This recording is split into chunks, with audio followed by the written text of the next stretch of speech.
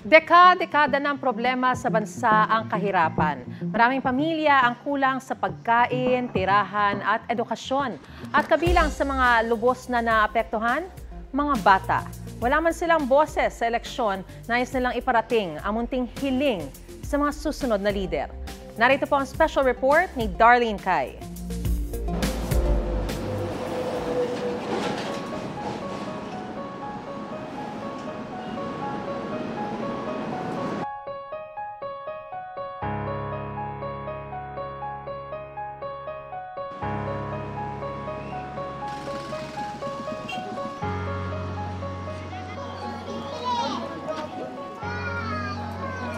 Sa iisang tanong nagsisimula ang umaga ng pamilya Tupas. Makakakain ba ng sapat ngayong araw? Kaya kamumulat pa lang,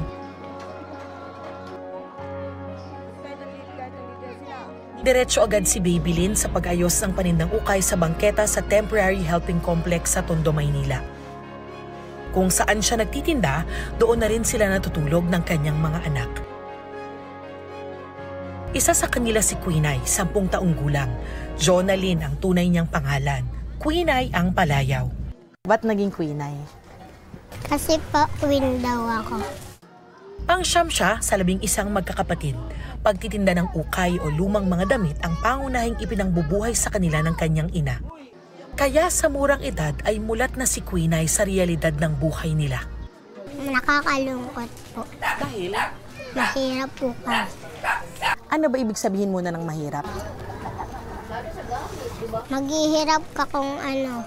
Pag may gusto kang bilhin, hindi mabibili ng pamilya mo. Sinasabihan sila ng ibang bata na, "Uy, Pinay, ba't di ka nag-aaral?" Kami nag-aaral na po kami. Sabi ko lang, sabi niya gano'n, iuwi kami ng probinsya, sabi niya. Doon kami mag-aaral. Yun lang po sinasabi niya. Tapos sinasabihan ako ni Pinay, "Mama, bakit hindi po pa kami enroll? Kasi gusto ko na makita yung eskwela, anak." Ang sakit, ma'am. Bakit po? Ang sakit sa loob.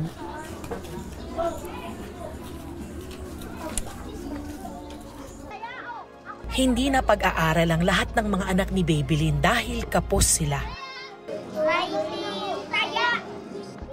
Kaya imbes na nasa eskwelahan, naglalaro sa mga kalye ng Tondo si Quinay kasama ang mga kapatid niya at ibang bata. Naiisip mo, nararamdaman mo kapag nakikita mo yung iba mong mga kaibigan na kumakain sa school? Naiinggit. Dahil? Nag-aaral sila. Kung minsan, nagpa-practice siyang magbasa at magsulat sa tulong ng kanyang pinsan. Nagbabasa po ako ng mga notebook. Bakit? Abakada tapos yung mga kwentong pambata. Para po pag ano ko daw, pag nakapasok na daw ako, ano daw, para pag nakapasok daw ako, marami daw ako matututunan. Pursigido si Quinay. Pangarap niya raw kasing makapagtapos ng pag-aaral para maging doktor. Pero sa ngayon, isang matayog na pangarap pa yan dahil kahit kayod kalabaw na ang nanay niyang si Babylin, ay hindi pa rin sapat ang kita niya. Bukod nga sa pag-uukay,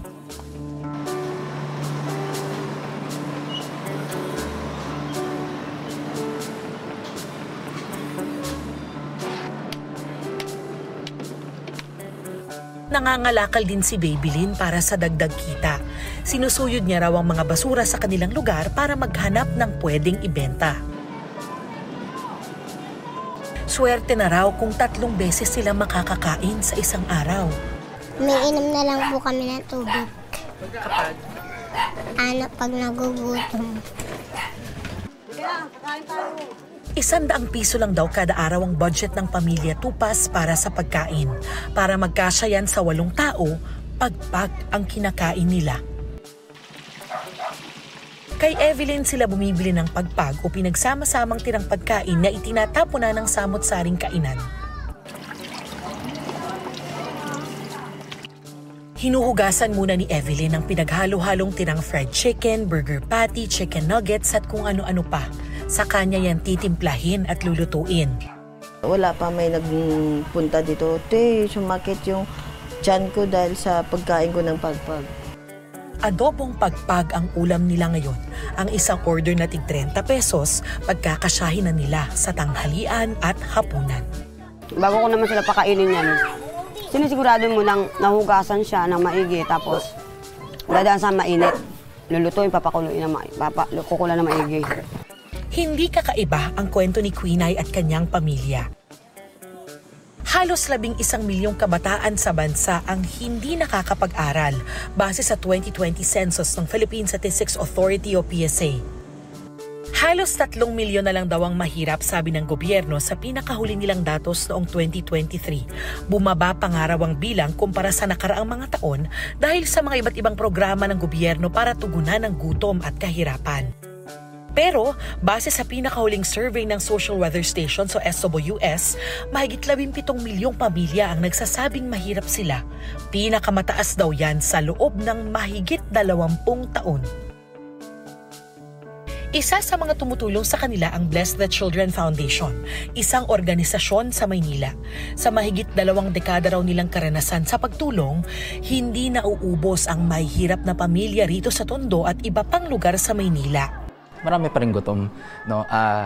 Sa ginagawa namin, no, na pagbibigay ng family funding, no, marami pa rin ang nagre-request ng nutrition. Bakit hindi nakakapasok?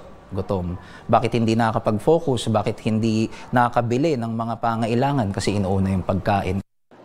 Kaya raw dapat mas maging puspusan ang pagpapatupad ng mga programang tutulong na maiangat ang buhay ng mga nangangailangan. Yung mga politiko talaga dapat ay nakikipagtulungan, no, sa mga talagang taong nasa ground. Hindi lang yung, for me personally, no, hindi lang yung statistics yung titignan. No, hindi lang yung isang tao lang or isang community lang yung pagbabasihan. Nababawasan na raw yung bilang ng may hirap na Pilipino base mismo sa datos ng gobyerno. Yun nga lang hindi raw yan ramdam ng maraming taga rito sa Tondo, Maynila. Pero hindi sila napapagod umasa na baka sakali pag-upo ng mga mananalo sa susunod na eleksyon ay makalalaya na sila sa kahirapan. Hindi na sumasapat ang pagbabanat ng buto para sa maraming naghihirap. Dito dapat pumapasok ang mga programa at polisiyang magbibigay ng konkretong solusyon sa gutom, kawalan ng tirahan at kakulangan sa edukasyon. Hindi pa makaboboto si Quinay sa Mayo. Hindi pa kasi pasok ang edad niya sa mga dapat na botante. Pero kasama siya sa pinaka-maaapektuhan ng gagawing desisyon ng mga susunod na uupo sa gobyerno. Ito ang mensahe niya sa kanila. Barbie, school, pamilya, bahay. Ito po ang mga hiling ko. Maaaring simple lang para sa marami, pero humihiling si Quinay dahil buhay pa ang kanyang pag-asa. Pag-asang balang araw, gigising siyang hindi na magtatanong kung may sapat bang pagkain sa mesa. Ito ang unang balita. Darlene Kai para sa GMA Integrated News. Gusto mo bang mauna sa mga balita? Mag-subscribe na sa GMA Integrated News sa YouTube at tumutok sa unang balita.